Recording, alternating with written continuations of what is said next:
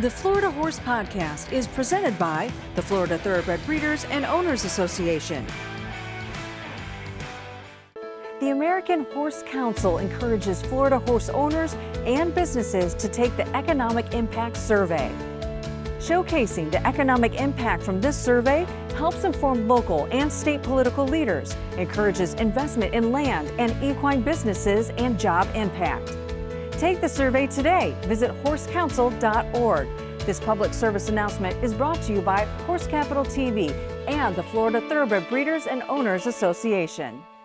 Welcome to the Florida Horse Podcast, brought to you by the Florida Thoroughbred Breeders and Owners Association. I'm Tammy Gantt, and I'm joined by our wonderful guest today, University of Florida professor, Dr. Saundra Tenbroeck. You have such a wealth of knowledge, it's hard to narrow down. So one of the questions I asked you was maybe some research that's going on in your department or field related to artificial intelligence, or just some research that we can tie back to the thoroughbred listeners. Sure. And so I'm very privileged to be at the University of Florida because of the folks that I get to work with. We have a tremendous equine faculty and staff.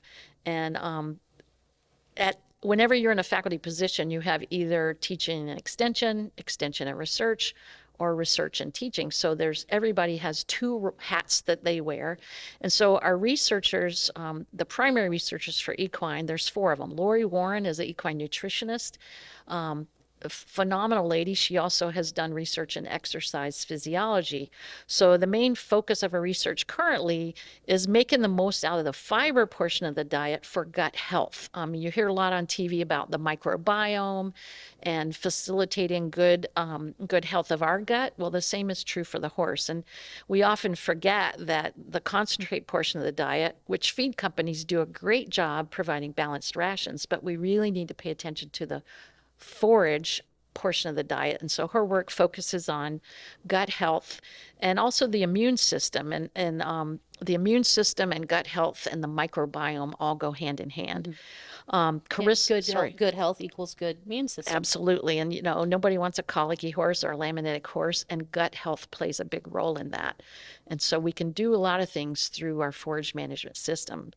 I'll try to go chronologically. Our next person who's been here the longest would be Samantha Brooks, and she is like cutting edge researcher. You talked about the supercomputer. So Dr. Brooks utilizes genetic and genomic information to help us understand traits that are important for equine performance, equine health, and equine welfare.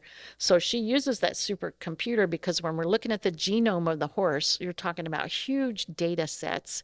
And so that's something that's just commonplace. And she's more of a qualitative geneticist as opposed to a quantitative geneticist. So she looks at skeletal system, behavior, and locomotor traits. And currently she's doing work where she uses artificial intelligence to analyze movement without having to put markers on the horse and running videos. So she's got some cool cutting edge kind of research. That's incredible, because when you think about it, anything you can do to move forward the progress of the horse health and diagnostics is incredible. Absolutely. Prevention versus something happening and then going back and have to figure it out. And so this is kind of an AI question. She had to learn the language of AI, or does she work with the people at Hyper Gator, which is what it's called? Isn't called Hyper AI Gator, which is one of the few supercomputers in the world, and you have students and faculty have access to it. Or does she have to learn some AI skills first, or is she able to give her data sets in a way that the folks on the other side kind of process it for her? I think all of the above, but we have a genetics institute at the University of Florida, and so it's across disciplines, across species, and she's been a part of that genetics institute. And so as they develop data sets, there are people that's their specialty to manage those data sets and send back analytical information, and then it's the researcher's responsibility to take that data and apply it to things that are going to be useful to the horse trainer or the horse breeder. It's really futuristic, because I went online to see your programs, and the first thing I saw in one section was, agricultural sciences and AI, and there's a beginning course you can take for free. Sure. And then there's $49 module, which is basically introductions, I'm sure, to get you interested into those degree programs. Sure. And it was the first time, I believe, I've seen the connection of both. Sure. So really, really fascinating stuff there. It is definitely the wave of the future. We just took a group of students on a nationwide tour for a week. We covered like 8 states in 8 days, and we went to a dairy that used robotic milking. And so it's as we move forward and AI continues to emerge, and we continue to struggle with labor issues because finding people that want to do the menial tasks gets harder and harder. I think we're going to see more use of AI. Yeah, well, I grew up with animals and I love animals. I milked goats and milked cows, but I sure wouldn't mind if in the morning when I had to milk the cow before school, if there was some sort of robotics there that milked for me and I could spend more time enjoying the cow, petting her, brushing her and just talking to the animals and just enjoying being in a farm setting versus some of that labor. Now, I think the labor is great in some ways because it really teaches you hard work and ethics and values and also makes you appreciate I think your animals and agriculturalists and farmers so much more, but I do think those labor intensive ones are hard to fill roles. Absolutely. And so at some point there might be that for, manure management and stall cleaning is what I sort of envision, and maybe something along those lines with some other things. So it's interesting to hear that you actually saw cows being milked robotically. Sure.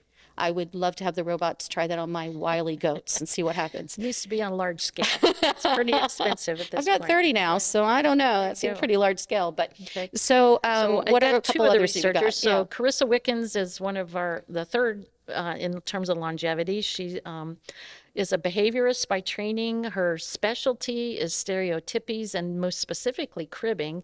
So her research revolves around the relationships between how we manage our horses and the horse's behavior to optimize horse welfare. So behavior and welfare is her thing, and looking at forage management systems or the interaction of horses and humans. And there's a tremendous international blend of psychology and behavior looking at horse-human interactions. We've seen it with PTSD studies and hippotherapy, therapeutic riding, but we know that's a thing, and it's not just horses, other animals that we consider companion animals. But we want to enhance human safety and horse performance by understanding their behavior and assuring their welfare, because we definitely take them away from, in most cases, we take them away from their natural environment. So in that case, like the safety, so making sure that you understand the horse's behavior, enough that you could put them in an environment with someone that's a non-horse person, like in a PTSD setting, and work with someone. I mean, you would obviously still have people there that know horses, Sure. but the idea is the horses could maybe do more, but also be healthy in every way while doing it. Yeah, and identifying personality factors about the horse that would make them suitable for that kind of environment and that kind of interaction. Yeah, because there's certain horses that have an affinity to just want to love people and be around people. And then there's horses that are a little bit like people. Sometimes they just want to be on their own. Yeah, absolutely. They'd like to be in the back of the pasture and hey, With their horse buddies. With their horse buddies, yeah. Sure. And so I think that I always look at horses a little bit like people. Sometimes I see different horses' personalities, but really honing in on that, I think is really important. It is. And finding again, determinants before you see it, because a lot of times I see horses and I understand their language and their body language because I grew up with them, but I always wonder, well, steps back, is the horse behaving that way maybe because they don't feel well, Sure. Or something's going on with them that we might be able to determine in other ways prior to even seeing that exhibit and be able to address it, so the horse never gets to that point of being irritable, if you will. Right.